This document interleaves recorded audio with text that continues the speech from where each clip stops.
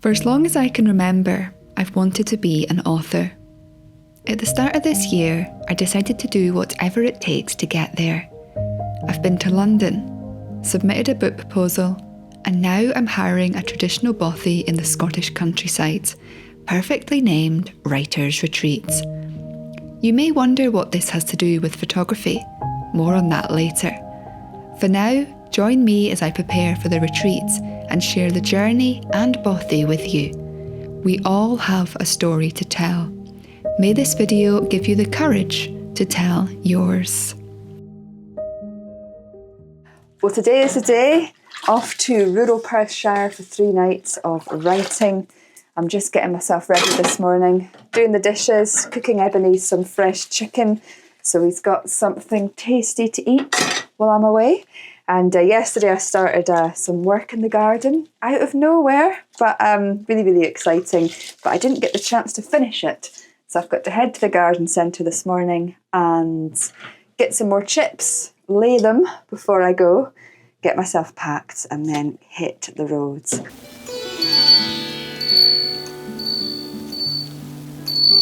I literally have the world's smallest kitchen. And it's not the easiest of places to keep clean and tidy.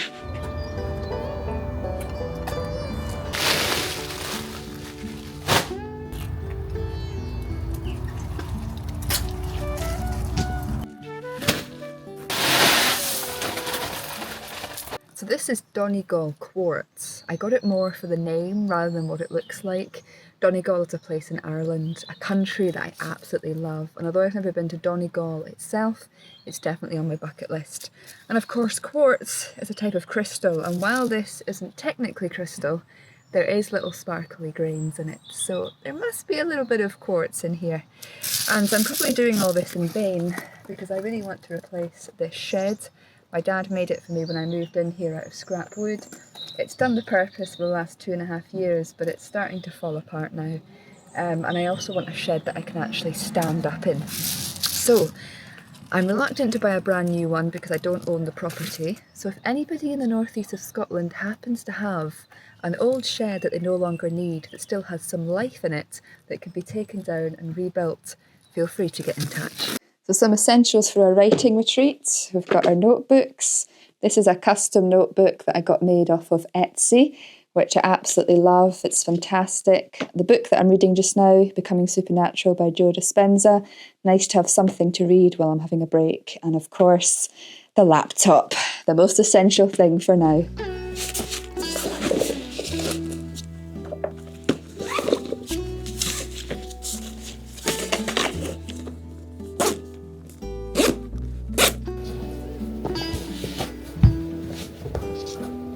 Scoops, bye-bye. I'll see you in 3 days. It's time to hit the road. No, I didn't ask what you do for a living. I asked who you are. Talk about dreams and why people don't use dreams and they should. But in time we get given this incredible ability to have free will and make choices. So I'm stuck in a crazy tailback. I don't know if there's been an accident or there's roadworks, but it's taking a long time to get through. I was quite frustrated to begin with, but you know what? These things happen. I'm in no rush, am I? But one of the perks is I found this local radio station, Speyside Community Radio, and the songs are pretty nice.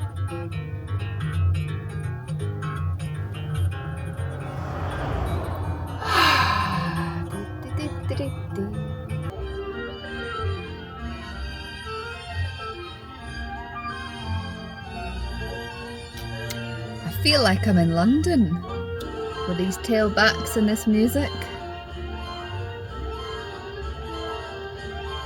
Oh, I love it.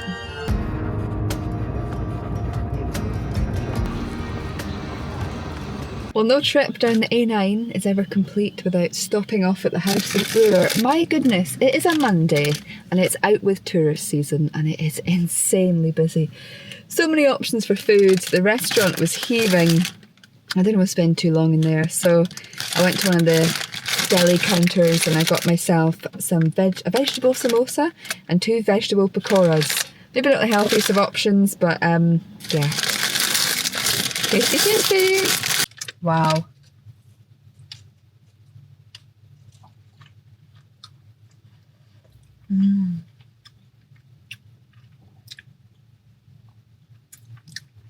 Very greasy, but the spice in this is incredible. So, according to Google Maps, I'm 47 minutes away from the accommodation. Not long to go now. We're almost there.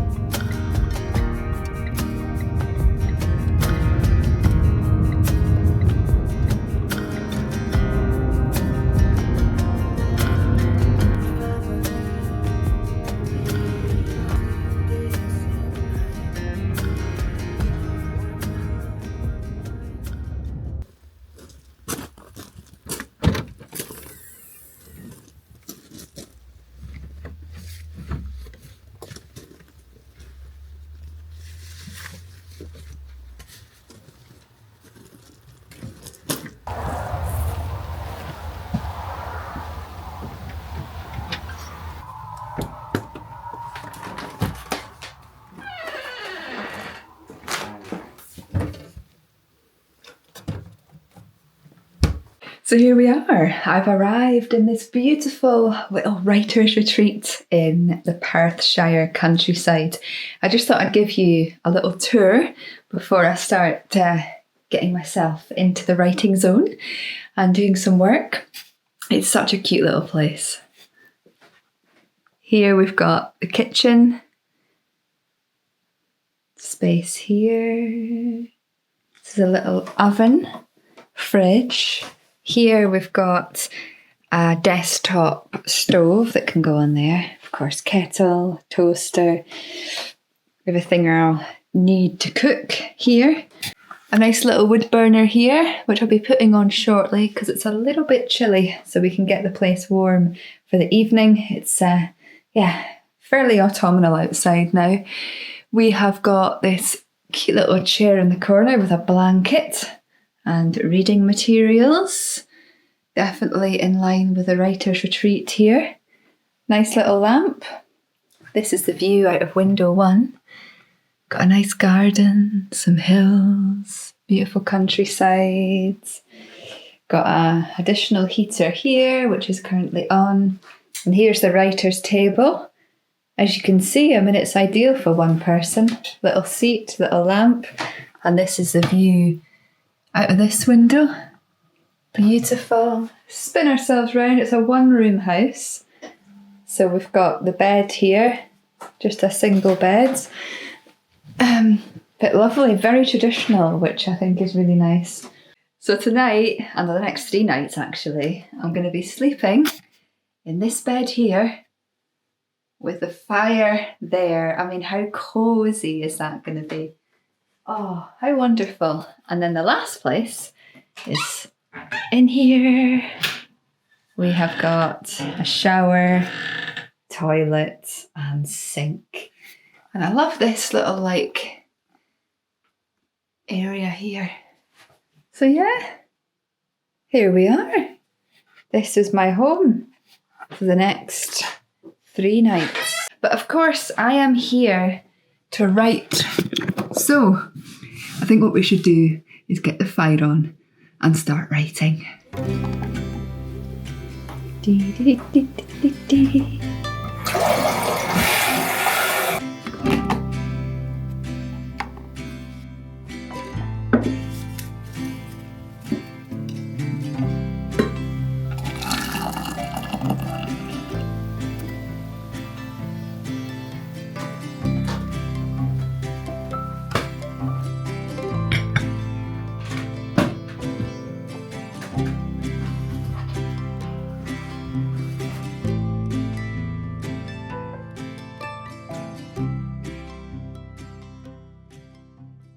I think it's just nice to have a couple of minutes to settle into this place before I do anything.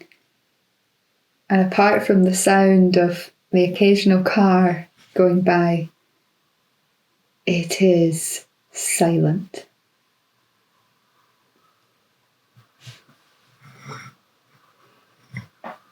This really is the perfect place to write.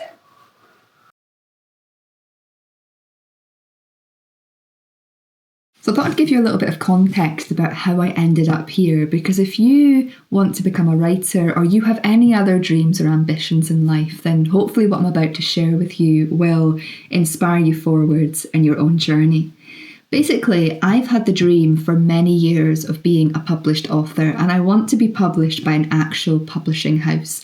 I know there's so many ways to self-publish books nowadays, and if all else fails, that's plan B. But what I really, really want to do is get published by a publishing house. So at the start of this year, I thought, do you know what? It's been years of me saying I want to be a writer, and I just wasn't doing much about it. And you know, I believe we come into this world with dreams and ambitions for a reason, but we have to decide to actually take the action to make them a reality. Like, nobody else is going to do that for us.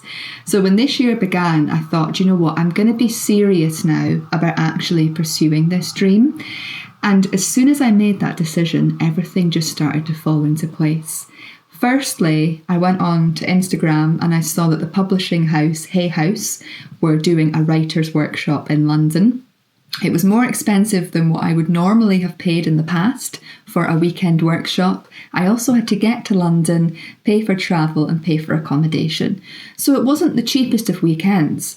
But I thought, you know what, this is my dream. And if I can go to London, have an experience, meet some interesting people and learn everything that Hay House can teach me about writing, submitting and publishing a book, then it's well worth the investment. And 100% it was. I went down there, met some interesting people, got some photographs with some famous authors, heard some really inspiring talks and learned all there was to know from Hay House about the publishing industry at the moment. And they covered everything from publishing in a traditional publishing fashion to publishing as a self-publisher as well. So it was really, really insightful and it covered the broad range of doing things. And I also learned a lot about how to formulate a book as well. So well worth it. And everybody who went to this workshop got to submit a book proposal to Hay House, and the deadline for that was the start of September. So I've submitted my proposal. As part of that, it was a case of writing 2 chapters, the outline of the book, doing a author's bio, and giving all your chapters and things like that. So there's still a lot of the book left to write. And in December, we find out who has won that competition. And of course, there'll be many people submitting proposals. So nobody's going to know, obviously, who wins, but we'll see. You've got to be in these things to stand a chance.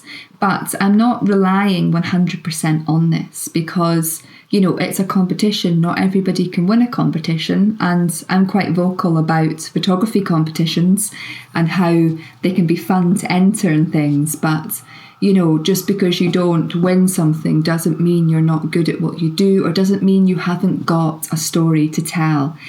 And, you know, when you have a dream, you have to just keep going. So rather than me waiting until December to find out who's won this competition, I'm going to keep writing this book and I'm going to get it finished. So I decided I was going to come away for 3 nights while the book process is still fresh in my head and just spend a couple of days on my own in the countryside writing. So I went onto Airbnb and I typed in some dates, and the first place, I kid you not, the first place that came up was this place, and it was called Writer's Retreat. So I saved it and I looked through other ones, but you know what, I came back to this because, you know, you can't make this stuff up. You set the intention to do something and then these opportunities arise. And I don't believe there's any such thing as coincidences. So here I am at the Writer's Retreat, spending the next few days writing the book. And once I've lit the fire and did some writing, I will share with you actually roughly what the book is about.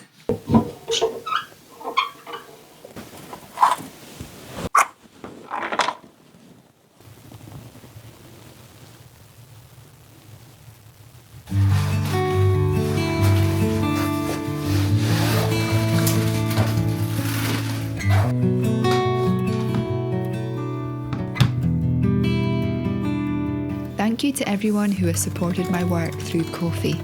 Your kind donations are greatly appreciated.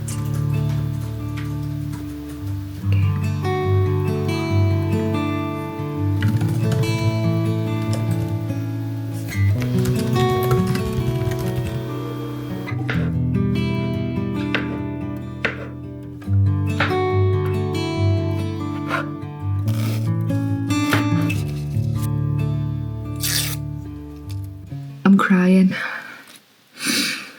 Onions.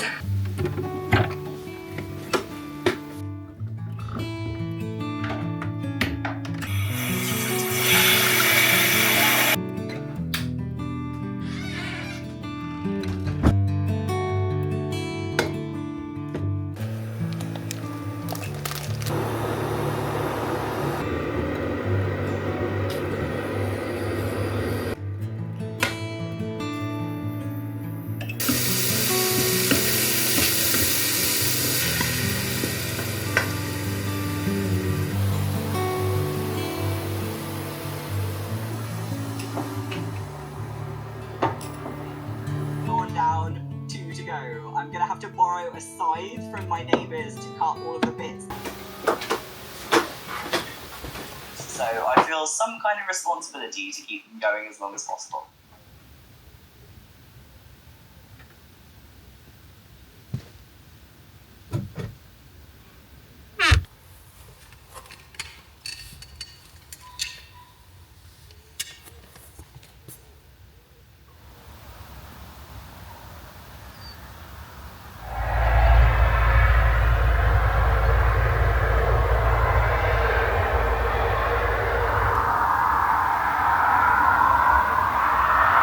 I've just realised something. When I'm inside, I feel quite claustrophobic and honed in. And I find quite often when I'm inside, I get a bit anxious and I start getting stressed and panicky, which is interesting. But when I'm outside, I feel calm and relaxed and free. It's like when I'm outside, I feel like I can breathe. And especially when I'm looking up at the sky and I hear the birds, it's just like, just naturally being outside makes me feel so much better. Do you feel the same way? Let me know in the comments. I'd be interested in hearing. And this revelation will greatly help with the book as well, because right now I am writing chapter 2, which is all about where my photography journey began, photographing the sunset and trying to articulate and write about how it made me feel. And right now I'm sitting outside, it is sunset, although the sun is setting behind me somewhere. We're in that hour of sunset. And gosh, it's such a magical time of day. I could almost get emotional thinking about it. I'm leaving on a jet plane. Don't know when I'll be back again.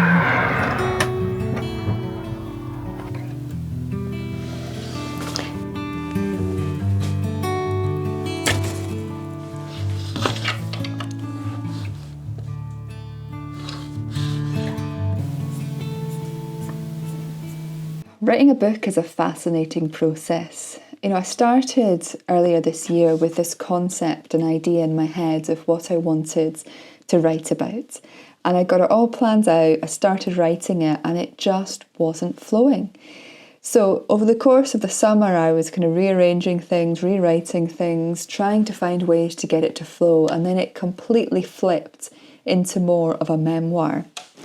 Now, I'm not going to give too much away because I have a few book ideas, and also, as I've experienced in recent months, they keep evolving and going in different directions. And the more I read and the more that I write and the more that I understand what makes a good book, it's constantly shifting the direction of this. It's like trying to get to that line of where it's flowing and it's easy to write, and where it's coming from a place that of deep inspiration and deep purpose, but also getting it into a format that's going to be easily readable and understood by many people. And I'm just finding this process really, really interesting. But essentially, what I'm really interested in at the moment, and I guess I have been for the last few years, is how photographing nature can help us with our health and well-being. You know, I started my working life as a nurse. I've been on quite an interesting health journey myself, and photography in so many ways not only changed my life, but it saved my life. And I think every single one of us has a story in us. In fact, I think we have several stories in us. But I often think that our most difficult days and the most difficult things we've been through in life, and how we then overcame that, or we began to see the light again, is a really inspiring story to share with other people. And when I began this writing process, my thoughts were to create a book of going through the holistic elements of health, so physical, mental, emotional, spiritual, social, and explaining how photography can help us with all these things, using my own experience and also backing it up with stories from some of the people that I interviewed as part of the Photographic Connections podcast. And then it just wasn't flowing. Like, that format was not flowing. It was not making sense. You know, to have 5 chapters with these elements, it just didn't make sense. So now it's materialised into what I'm calling a self-help memoir. So essentially going back to when I began photography, how I discovered it, what it did for me, and then going through all that time until the present day, and the biggest things that it's taught me in that time, and the biggest things that I've experienced and gained so much clarity, inspiration, guidance, and help from photographing nature. And then reflecting that back to the reader so that they can explore these aspects in their own lives, both through contemplation and photography. So that's where I'm at right now. And it's so interesting, because as I was sitting out there, I was saying, you know, I'm writing this chapter about the sunsets, and I'm trying to articulate how it made me feel, you know, and sitting in here trying to write that, it just wasn't flowing. And then to go outside and sit during the sunset, which was not my intention. I just thought, I've just cooked dinner, I'm going to go outside and get a breather before I do some more writing. And for it to happen to be around the sunset, and I'm sitting there and I instantly feel better. I instantly feel relaxed. And now trying to articulate that with my memories of being on the beach photographing the sunset to write, it's such an interesting process. I think it's important in life that we share the things that we have experienced in life and how we've overcome them. Because if photography helped to change my life, then I am certain it can change many more lives as well. And possibly yours. I mean, I get comments all the time from people who say how much going out into nature with their cameras helps them. So by formulating everything into a book and creating something that can be both inspirational as well as reflective for people, and also educational in some respects, although this isn't an educational book, for some people it may just open up that element and take them on an interesting journey. So that's where I am right now.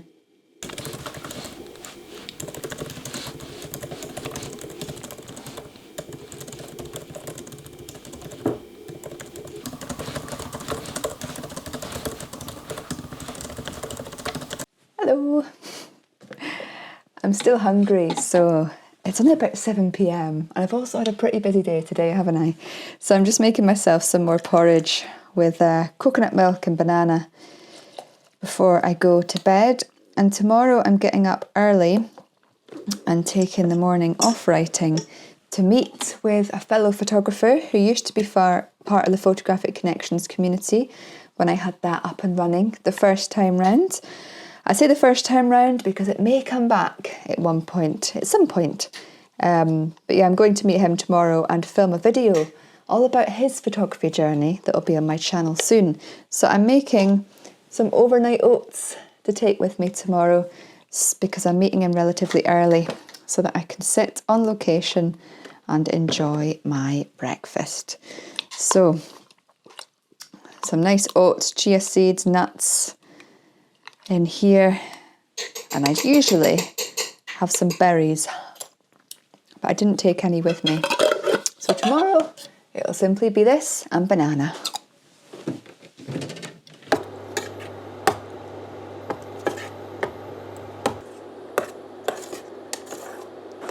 I might invest in one of these. They heat up so quickly.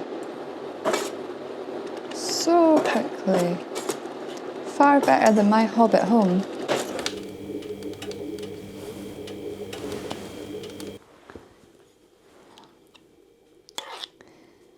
Oh.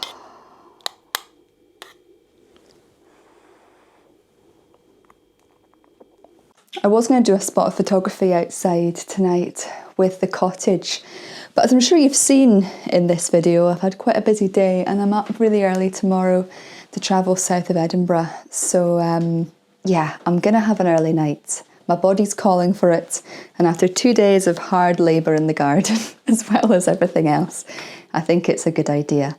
So yeah, I'm going to settle down tonight, have an early night. Let's tuck up, have a lovely night beside the fire, and a beautiful restful sleep in this lovely bothy.